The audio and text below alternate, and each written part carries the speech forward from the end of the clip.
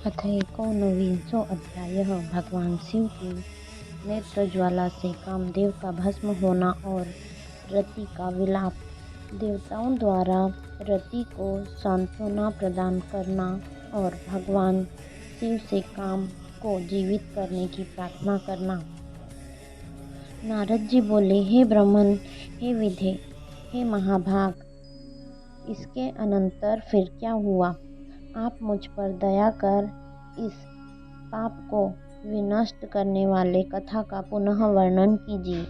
ब्रह्मा जी बोले, हे तात, इसके अनंतर जो हुआ उसे आप सुने। मैं आपके स्नेहवश आनंददायक शिवलीला का वर्णन करूँगा। हे नारद, उसके बाद महायोगी महेश्वर अपने धैर्य के नाश को देखकर अत्यंत विस्मित हो मन में इस प्रकार विचार करने लगे। शिवजी बोले, मैं तो उत्तम तपस्या कर रहा था, इसमें विघ्न कैसे आ गया? किस कुकर्मों ने यहाँ मेरे चित्त में विकार पैदा कर दिया? मैंने दूसरे की स्त्री के विषय में प्रेम पूर्वक निंदित वर्णन किया। यह तो धर्म का विरोध हो गया और शास्त्र मर्यादा का उल्लंघन हुआ। ब्रह्मा जी बोले, तब सज्जनों के एकमात्र रक्षक महायोगी परमेश्वर शिव इस प्रकार विचार कर शंकित हो संपूर्ण दिशाओं की ओर देखने लगे। इसी समय वाम भाग में बाण खींचे खड़े हुए काम पर उनकी दृष्टि पड़ी। उस मूढ़ चित्त मदन अपनी शक्ति के गर्व से चूर होकर पुनः अपना बाण छोड़ना ही चाह रहा था। ही नारद, उस अवस्था में काम पर दृष्टि पड़ते ही परमात्मा गिरीश को तत्काल क्रोध उत्पन्न हो गया। हे मुने, इधर आकाश में वाण सहित धनुष लेकर खड़े हुए काम ने भगवान शंकर पर अपना दुर्निवार तथा अमोघ अस्त्र छोड़ दिया। परमात्मा शिव पर वह अमोघ अस्त्र व्यर्थ हो गया। कुपित हुए परमेश्वर के पास जाते ही वह शांत हो गया। तदंतर भगवान शिव पर अपने अस्त्र के व्यर्थ हो जाने पर मनमथ को बड़ा भय हुआ। भगवान मृत्युंजय को देखकर उसके सामने खड़ा होकर वह काँप उठा। हे मुनिश्रेष्ठ, वह कामदेव अपने प्रयास के निष्फल हो जाने पर भय से व्याकुल होकर इंद्र आदि सभी देवताओं का स्मरण करने लगा। हे मुनीश्वर, कामदेव के स्मरण करने पर वे इंद्र आदि सब देवता आ गए और शंभु को प्रणाम कर उनकी स्तुति करने लगे। देवता स्तुति कर ही रहे थे कि कुपित हुए भगवान शिव के ललाट के मध्य भाग में स्थित तृतीय नेत्र से बड़ी भारी आग की ज्वाला तत्काल प्रकट होकर वे ज्वाला ऊपर की ओर उठ रही थी। वह आग धू धू करके जलने लगी। उसकी ज्योति प्रलयाग्नि समान मालूम पड़ती थी। वह ज्वाला तत्काल ही आकाश में उछलकर पृथ्वी पर गिरकर फिर अपने चारों ओर चक्कर काटती हुई कामदेव पर जा गिरी। हे साधो, क्षमा कीजिए, क्षमा कीजिए। यह बात जब तक देवताओं ने कही तब तक उस आग ने कामदेव को जलाकर राख कर दिया। उस वीर कामदेव के मारे जाने पर देवताओं को बड़ा दुख हुआ।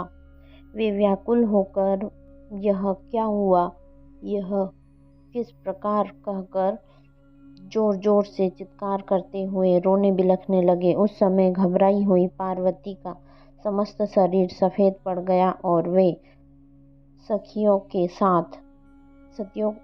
को साथ लेकर अपने भवन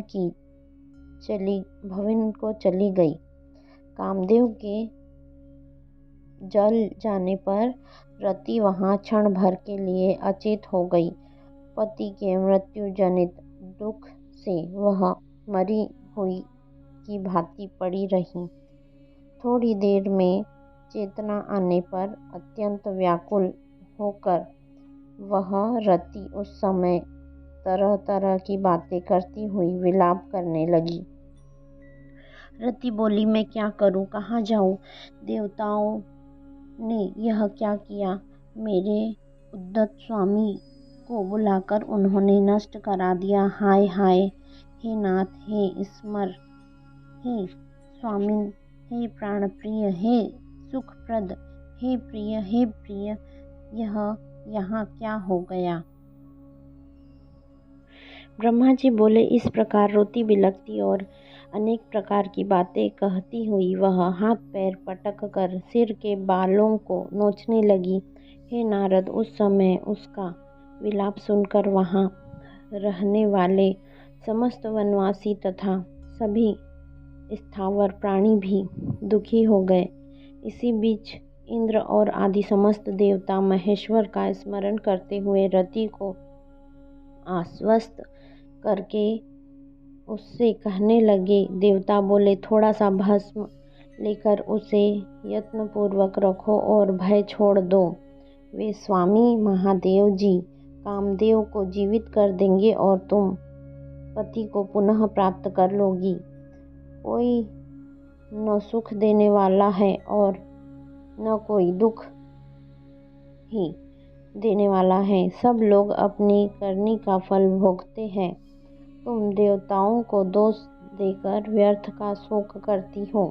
ब्रह्मा जी बोले, इस प्रकार रति को समझा बुझाकर सब देवता भगवान शिव के समीप आए और उन्हें भक्ति से प्रसन्न करके यह वचन कहने लगे।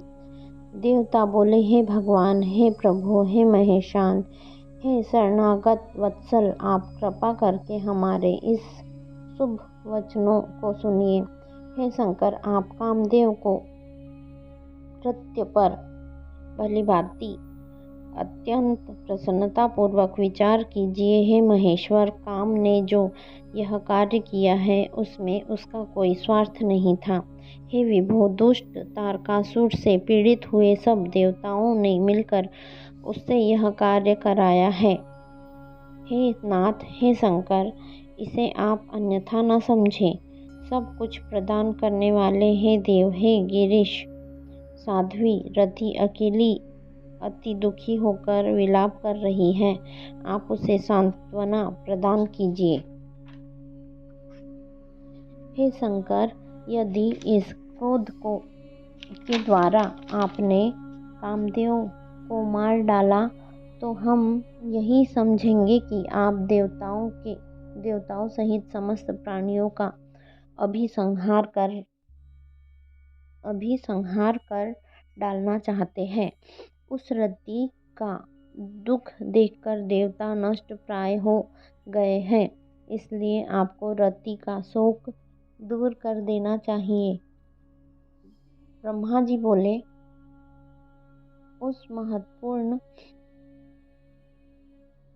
उस संपूर्ण देवताओं का यह वचन सुनकर भगवान शिव प्रसन्न हो गए और यह वचन कहने लगे। शिव जी बोले, हे देवताओं और ऋषियों, आप सब आदर पूर्वक मेरी बात सुनिए। मेरे क्रोध से जो कुछ हो गया है वह तो अन्यथा नहीं हो सकता, तथापि रति का शक्तिशाली पति कामदेव तभी तक अनंग रहेगा जब तक रुक्मणी पति श्री कृष्ण का धरती पर अवतार नहीं हो जाता।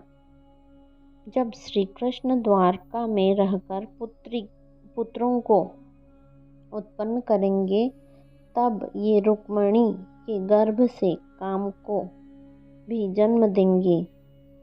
उस काम का ही नाम उस समय प्रद्युम्न होगा, इसमें संशय नहीं है। उस पुत्र के जन्म लेते ही शंबरासुर उसे हर लेगा।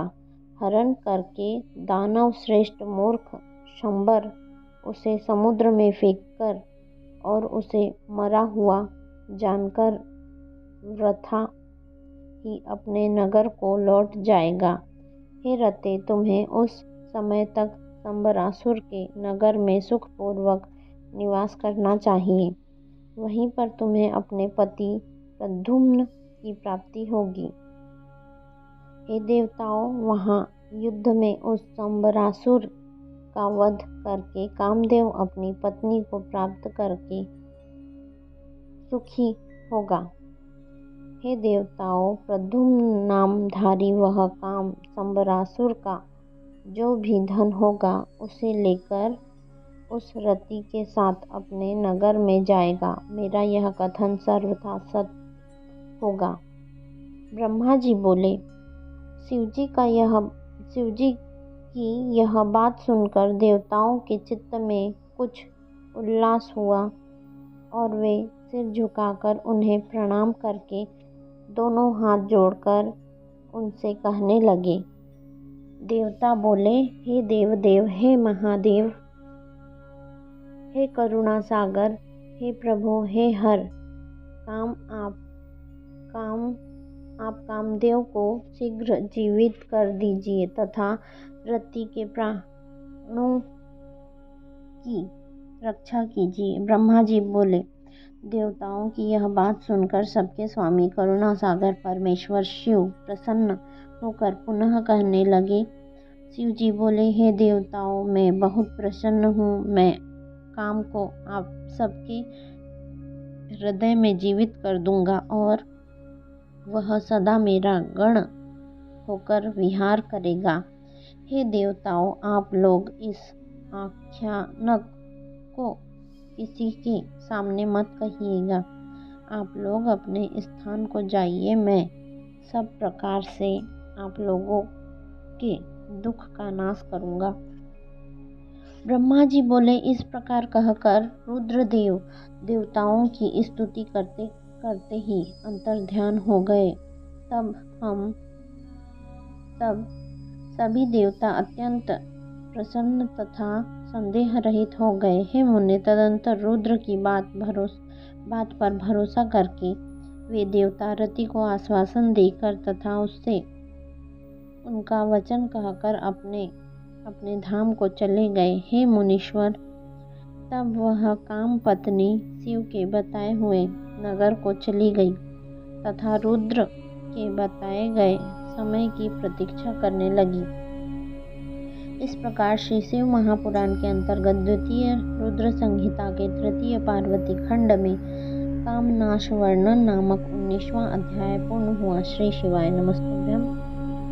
कृपया चैनल को सब्सक्राइब कीजिए तथा आगे आने वाले अध्यायों की जानकारी के लिए बेल आइकन